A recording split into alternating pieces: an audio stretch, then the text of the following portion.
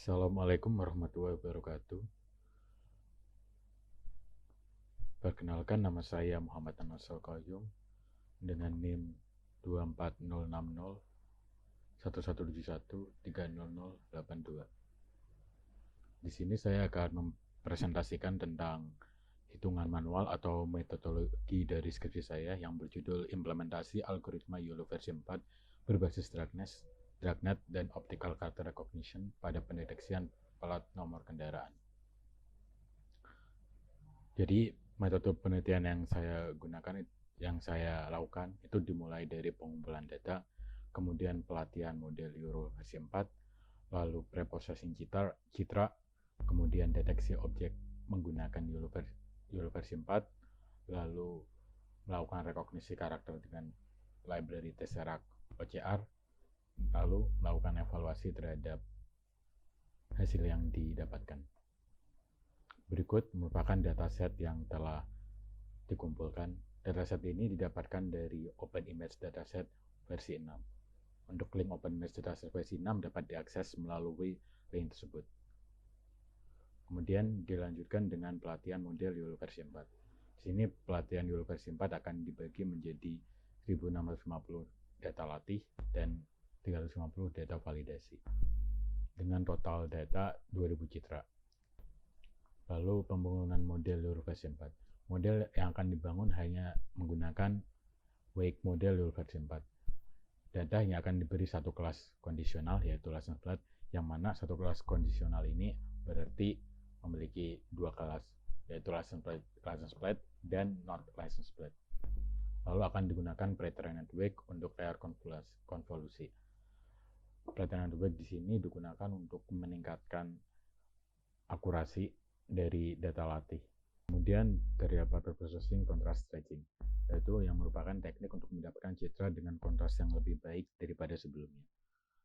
Contoh proses contrast stretching yaitu jika dilihat pada gambar ini, pada gambar kiri citra keabuan tersebut memiliki nilai keabuan yang cukup gelap. Namun setelah melalui proses contrast stretching, maka intensitas keabuannya akan ditingkatkan. Untuk persamaan yang akan digunakan dalam contrast stretching itu salah satunya yaitu ini, apabila nilai titik bentuk transformasi kontras pertama atau R1 itu kurang dari nilai R atau nilai gray level dari citra sebelum diproses, dan R itu kurang dari R2 atau titik bentuk transformasi kontras kedua. Untuk proses hitungan manualnya seperti ini. Lalu kemudian masuk ke deteksi objek YOLO versi 4. Bagaimana proses deteksi objek YOLO versi 4? Nah, untuk setiap input citra yang akan dideteksi pada YOLO versi 4, dia akan di-resize dalam ukuran 416 kali 416. Lalu kemudian dari citra tersebut maka akan diberikan grid cell dengan sebanyak 7x7. Grid cell ini bertanggung jawab untuk memprediksi apakah terdapat objek apa tidak di dalamnya. Objek yang dimaksud di dalam penelitian ini adalah plat nomor itu sendiri. Lalu kemudian arsitektur layer YOLO yang digunakan. YOLO pada arsitekturnya itu menggunakan reduction factor 32 untuk melakukan downsampling pada citra input. Jadi pada setiap layer citra inputan akan selalu diturunkan atau di downsampling hingga ke nilai paling rendah, yaitu untuk layer ini yaitu 416 dibagi 32, reduction factornya itu bernilai 13. Lalu ini merupakan layer arsitektur YOLO yang saya gunakan, dan contoh perhitungan pada layer ke-1 dan selanjutnya itu hampir sama, yaitu menggunakan rumus ini. O yang merupakan nilai atau ukuran output citra, lalu 1 tambah N tambah 2P minus F per S. Nilai O merupakan ukuran pixel citra output, nilai N merupakan ukuran piksel citra input, nilai F merupakan ukuran filter, nilai P merupakan ukuran padding, nilai S merupakan ukuran thread, dan nilai atau hitungan manual yang didapatkan yaitu sebagai berikut. Kemudian bounding box. Bounding box sendiri ini merupakan hasil akhir atau prediksi yang akan didapatkan oleh YOLO. Jadi untuk bounding box yang ini, bounding box yang berwarna merah merupakan grounded bounding box. Bounding box warna hijau adalah output dari YOLO. Untuk ilustrasi bounding box-nya dengan ukuran persegi yang agak besar biar lebih kelihatan itu sebagai berikut. Lalu proses pencarian bounding box. Sedangkan untuk proses pencarian bounding box-nya, pada YOLO akan melakukan banyak sekali proses mencari bounding box, banyak sekali prediksi, dan YOLO akan memprediksi satu atau lebih bounding box. Dia mendeteksi adanya objek plat nomor di citra tersebut. Contoh, apabila di citra ini yang ada di presentasi ini yaitu citra persegi berwarna kuning dengan detek RGB 150,255 dan lebar seukuran 102 dan tinggi seukuran 40 pixel. Nah, kemudian akan dilakukan prediksi bounding box berdasarkan detek RGB yang telah didapatkan dari bounding box-nya yaitu 150,260, lalu lebarnya 105 dan tingginya 40. Ini merupakan ukuran dari bounding box-nya. Berikut merupakan proses intersection over union, yaitu proses yang dilakukan untuk melakukan evaluasi untuk mengukur akurasi deteksi terhadap suatu dataset. Jadi IOU membutuhkan dua area yang akan diintersect dan diunion.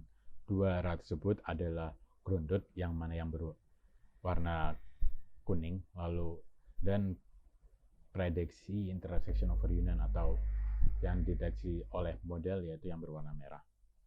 Nah, kemudian berikut adalah rumus atau persamaan dari intersection over union. Nah, di sini terdapat A irisan grounded yang merupakan area irisan, lalu ada A union P yang merupakan area gabungan. Karena kan YOLO termasuk di dalam kelompok algoritma CNN, oleh karena itu pada arsitektur YOLO banyak terdapat operasi CNN pada umumnya. Yang pertama yaitu adanya konvolusi, yang merupakan tahap awal iterasi citra yang dilakukan pada jaringan YOLO setelah melalui proses research dan pencarian IOU prediction, sehingga data koordinat yang didapat akan diolah pada operasi konvolusi dan seterusnya hingga ke layer terakhir. Yang cara kerjanya yaitu menjumlahkan hasil dari perkalian pada setiap perkalian antar metrik inputan dengan metrik filter atau biasa disebut dengan bobot. Berikut merupakan metrik filter yang digunakan.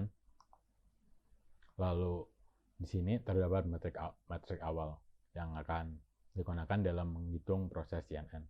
Metrik ini didapatkan dari proses IOU tadi dan diubah menjadi bentuk matriks RGB pada koordinat 150,260. Ini merupakan hasil dari proses konvolusi tersebut. Nah, setelah melalui proses konvolusi, maka matrik hasil tersebut akan dilakukan proses yang dilakukan dengan rectified linear unit atau biasa disebut dengan ReLU, yang merupakan salah satu dari fungsi aktivasi yang merupakan fungsi yang digunakan untuk mengubah nilai piksel negatif menjadi 0 dan nilai yang lebih dari 255 diubah menjadi 255. Jadi jika dilihat di sini terdapat angka 255 dikarenakan banyaknya hasil dari konvolusi, matrik hasil konvolusi itu bernilai lebih dari 255. Lalu kemudian akan dilakukan proses max pooling yang merupakan proses penyelesaian nilai matriks yang lebih besar atau maksimal di antara nilai tetangganya. Jadi apabila terdapat matriks seperti ini, yaitu matriks 4x4 setelah dilakukan proses max pooling, di sini berikut merupakan matriks hasil yang dihasilkan dari proses max pooling. Karena kan proses max pooling merupakan proses yang akan mengurangi atau menurunkan jadi dari ukuran matriks yang awalnya 45 kali 45, kemudian setelah proses maskulin maka akan menjadi 23 kali 23. Nah, jadi di sini merupakan matriks hasil proses maskulin di 3 koordinat red, green, blue. Lalu kemudian proses yang terakhir setelah dilakukan semuanya yaitu fully connected layer. Yaitu ketika semua proses CNN selesai, maka fully connected layer dapat dilakukan. Fully connected layer merupakan layer yang berfungsi sebagai pengklasifikasian kelas objek. Pada step pengklasifikasian dilakukan dengan pencocokan data citra yang sudah diproses pada langkah-langkah sebelumnya, yang merupakan langkah-langkah yang telah dilakukan tadi, dengan data training kelas yang telah diberikan label.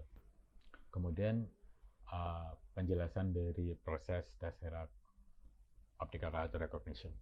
Nah, dari proses Tesseract OCR yang saya lakukan itu terdiri dari 5 proses yang sebenarnya Tesseract OCR bisa dilakukan tanpa proses-proses ini, namun untuk meningkatkan akurasi dari Tesseract OCR dikarenakan banyaknya kondisi citra yang berbeda-beda, maka akan dilakukan proses seperti cropping dan resize, lalu grayscale, Gaussian blur, thresholding, dan untuk menentukan karakter yang ada pada plat nomor akan dilakukan dengan segmentasi karakter.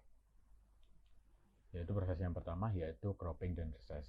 Jadi setelah dihasilkan bounding box yang terdapat pada citra, maka akan dilakukan dari proses cropping. Proses cropping ini akan dilakukan murni dari bounding box yang dideteksi. Nah, untuk hasil cropping ini memiliki lebar 105, tinggi 40. Jadi untuk lebarnya ketika di resize 3 kali maka akan menjadi 315 pixel.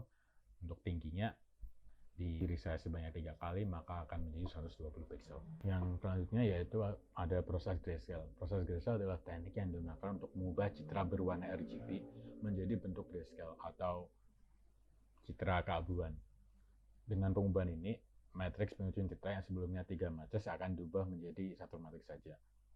Yang sebelumnya merupakan matriks RGB maka akan diubah menjadi 1 matriks, yaitu matriks keabuan. Berikut merupakan rumus dari atau persamaan dari operasi grayscaling. Di sini terdapat I, R plus G plus B.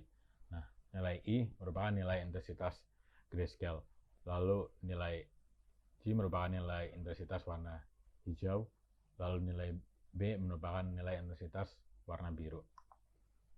Nah, dari matriks yang didapatkan dari proses maskulin tadi, saya ambil lalu kemudian akan ditaruh sini. Jadi hasil dari proses grayscaling adalah sebagai berikut. Nah, jadi Gaussian blur merupakan filter blur yang akan menambahkan warna transisi yang signifikan dalam sebuah image, kemudian membuat warna-warna pertengahan untuk menciptakan efek lembut pada sisi sebuah citra.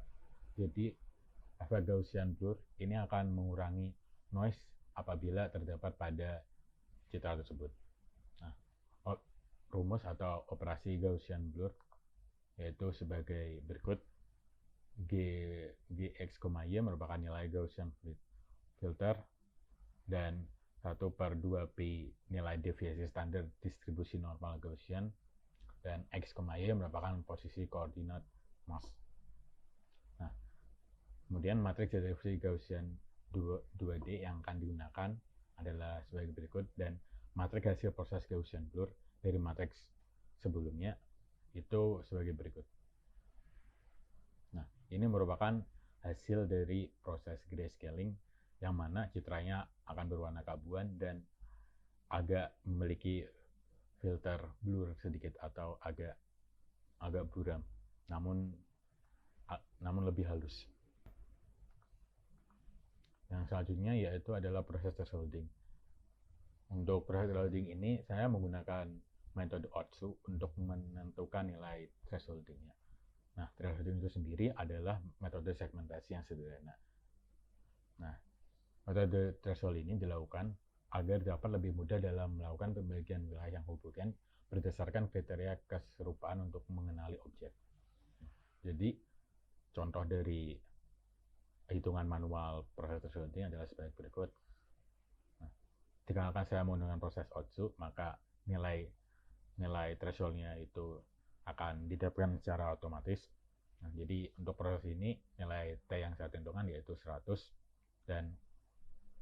dan proses thresholdingnya yaitu Y sama dengan apabila nilai intensitas keabuan atau X itu lebih dari nilai threshold maka akan berwarna putih. Jika X kurang dari sama dengan nilai threshold maka akan berwarna hitam. Nah, berikut merupakan hasil dari proses thresholding, matriks dari hasil proses thresholding, dan ini merupakan citra yang didapat dari proses thresholding itu sendiri. Lalu yang terakhir yaitu segmentasi karakter. Segmentasi yang saya lakukan itu murni dilakukan menggunakan OpenCV yang melalui dengan menemukan kontur segi panjang pada sebuah citra dan mengurutkannya dari kiri ke kanan. Cara saya menemukan kontur segi panjang dan mengurutkan dari kiri ke kanan yaitu dengan menggunakan for loop. Jadi apabila terdapat nilai persegi dan apabila nilai tinggi atau lebarnya itu tidak sesuai. Salah satu contohnya, if height to width ratio is less than 1,5, skip. Apabila rasio dari tinggi dan panjangnya itu kurang dari 1,5, maka di skip, dikarenakan tidak mungkin suatu huruf itu berukuran persegi panjang yang sangat kecil. Agar tidak terjadi kesalahan proses segmentasi karakter. Karena apabila tidak dilakukan limitasi seperti itu, jika dilihat pada citra sebelah kiri, di sini terdapat lingkaran dan kotak persegi kecil pada citra. Apabila tidak dilakukan limitasi seperti itu atau batasan seperti itu, maka lingkaran ini dan kotak ini akan terdeteksi sebagai kontur. Dan hal ini akan membuat Tesseract OCR membaca nilai tersebut dan tidak akan menghasilkan pengenalan karakter yang sempurna. Nah, jadi setelah diurutkan maka akan dilakukan proses pendeteksian dengan Tesseract OCR yang mana pada line ketiga dari bawah Tesseract.match to string. Jadi di sini dari image itu akan dilakukan proses Tesseract dan di sini terdapat char whitelist sama dengan nilai-nilai yang biasanya atau karakter-karakter yang biasanya ada pada plat nomor, yaitu numerical dan alphabetical. Karena tidak mungkin plat nomor memiliki simbol atau karakter selain itu untuk plat nomor yang ada di Indonesia maupun di negara Eropa. Jadi cukup sekian dan terima kasih. Assalamualaikum warahmatullahi wabarakatuh.